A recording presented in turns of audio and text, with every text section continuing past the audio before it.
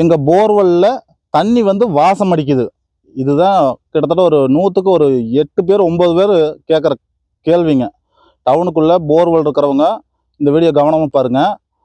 நீங்கள் போர் போட்டு ஏதாச்சும் ஒரு மூலையில் ஜல மூலையில் நீங்கள் போர் போட்டிருக்கீங்க அப்படின்னா பக்கத்தால் இருக்கிறவங்களுக்கு அவங்க வந்து பாத்ரூம் செப்டிக் டேங்க் வந்து அந்த மூலையில் தான் வர மாதிரி கட்டுவாங்க. பெரும்பாலும் அந்த செப்டிக் டேங்க் தண்ணி வந்துங்க நிலத்துக்கு அடி இறங்குச்சுன்னா இந்த அவுட்ரு பைப் இருக்கு பாருங்க, இதுக்கு சைட்லேயே போய் நம்ம போருக்குள்ளே வந்துருங்க.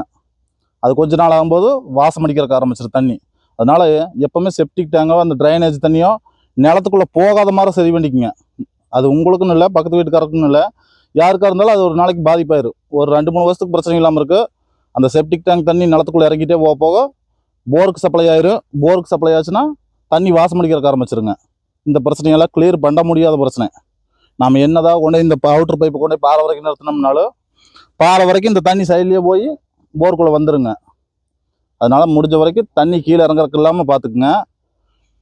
இதை வந்து எங்களால் கிளியர் பண்ணி எடுத்து தர முடியுமா அப்படின்னு கேட்டிங்கன்னா முடியாது. கண்டிப்பாக போரை ஒரு டைம் க்ளீன் பண்ணி விடலாம். ஆனால் திரும்ப அந்த தண்ணி இறங்குறங்க வாசம் வந்துகிட்டே தான் இருக்குங்க.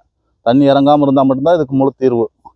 நாங்கள் இந்த போர்வெல்லில் மோட்டர் பைப்பெல்லாம் ஒழிஞ்சுன்னு எடுக்கிற வேலை செய்கிறோங்க. கேமரா வச்சு பார்த்து என்ன பிரச்சனையாக இருக்குதுங்கிறத பார்த்து சொல்கிறேங்க. திருப்பூர், கோயம்புத்தூர், ஈரோடு மாவட்டத்தில் தேவைப்படுறவங்க எங்கள் நம்பருக்கு கான்டாக்ட் பண்ணுங்கள்.